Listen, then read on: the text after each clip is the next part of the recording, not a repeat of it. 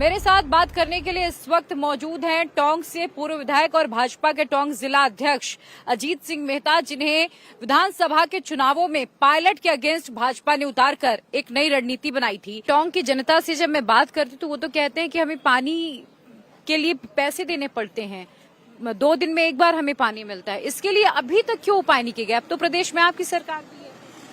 टोंक तो वो जगह है कि जो राजस्थान के कम से कम 4, 5, 6 जिलों को पानी पिलाता है। टोंक में कभी पेयजल को लेकर कभी कोई दिक्कत नहीं आई। ये बीसलपुर डैम हमारा है, पानी नियमित पानी टोंक के अंदर आता है, 1 घंटा पानी टोंक में मिलता है। लेकिन फिर भी लोग कह सकते हैं, अलग बात है, लेकिन टोंक को लेकर, पानी को लेकर कभी टोंक शहर में कभी समस्या नहीं रही। अच्छा, यहाँ पर कुछ लोग मौजूद हैं, एक बार मैं आपके सामने ही पूछ लेती हूँ, पानी को लेकर कोई समस्या है यहाँ पे? पानी रोज आता है? नहीं आता। पानी रोज आता है? हाँ, एक दिन भी आता है रोज? एक दिन भी एक दिन छोड़ के। देखिए, आपके सामने ही मैंने साफ कर दिया, एक दिन छोड़ के पानी आता है। हमारे टोंक में अभी REDPI के तहत जो नल योजना लागू की है, उसमें एक दिन छोड़ के एक दिन दिया था और PHD की तरफ से डेली 1 दिन पानी दिया था। प्रधानमंत्री मोदी की गारंटी पर यहाँ की जनता भरोसा करेगी अब की? मोदी की गारंटी तो का मतलब तो है कि काम की पूरे होने की गारंटी। यहाँ की जनता 10 साल से भरोसा करते आई है, आगे ही भरोसा करेगी। चलिए, तो अब की बार 400 पार का जो नारा है वो सफल होता हुआ निश्चित अब की बार 400 पार का नारा मोदी जी ने आह्वान करा है। और इस देश की जनता जिसने कोरोना के काल को देखा है, जिसने 80 करोड़ लोगों को राशन दिया है, उसकी जन कल्याणकारी जो योजना है, आम गरीब को छूने का काम करा। निश्चित उन सबको देखते हुए 10 साल के लेखा जोखा देखते हुए निश्चित हम तय है कि इस बार फिर हैट्रिक करेंगे।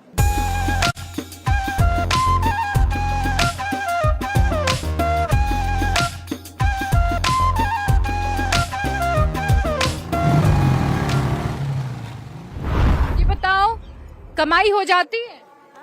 हाँ, वो जाओ तो कमाई तो भाई पर मोल ले तो देख तो चारो मोल ले रुपये तो जो 100-150 रुपया जाओ तुम्हारा। मोदी बढ़िया कर रही थी काम तो। राशन मिलता है?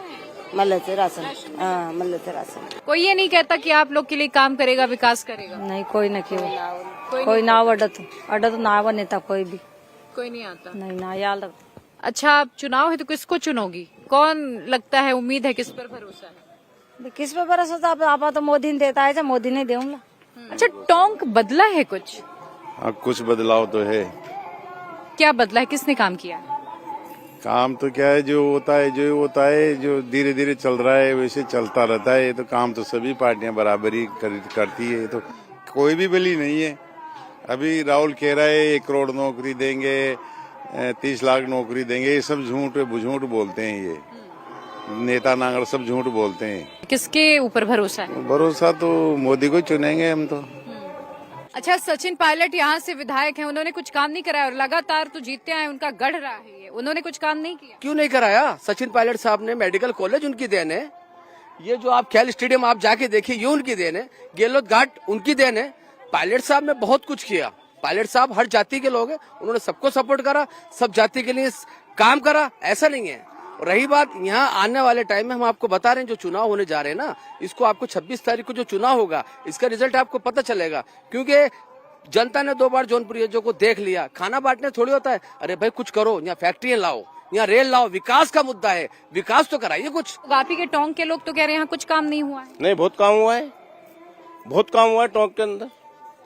बहुत सारे काम हुए, बहुत विकास हुए, सड़कें बनी है, लाइटें लगी है, गली गली में सड़कें बनी है, लाइटें लगी है, हर चीज का विकास हुआ है। इस वक्त मेरे साथ मौजूद है हरीश मीणा, मौजूदा कांग्रेस के विधायक और लोकसभा चुनाव में टोंक से कांग्रेस के प्रत्याशी। बयानों की बड़ी चर्चा हो रही है, चाहे आपका बयान हो या उधर से जो आपके लिए बयान आया हो कि राजनीतिक हत्या सुखबीर सिंह जौनपुरिया के हाथों होगी। देखिए, सुखबीर सिंह जौनपुरिया बड़े पैसे वाले आदमी हैं, दिल्ली के, सुना मैंने बलशाली पहलवान भी है, वो कुश्ती भी कभी उनका शौक है। तो जो बलवान होता है आर्थिक रूप से, शारीरिक रूप से, उसके बारे में क्या मुकाबला करूंगा? मैं तो गरीब हूँ, एक गरीब पिछली आदिवासी जाति का आदमी हूँ। आप DGP रहे हैं सर, कैसे गरीब हो सकते? गरीब जाति का हूँ, पिछले समाज का हूँ, पिछले क्षेत्र का हूँ, तो मैं मुकाबला किसी से नहीं कर सकता। मैं सिर्फ जनता से ये आशीर्वाद करता हूँ, अगर मेरी मौत भी हो, भगवान के हाथ हो, जनता के हाथ में हो, किसी आपराधिक प्रवृत्ति के मनुष्य के हाथ में मेरी मौत नहीं हो।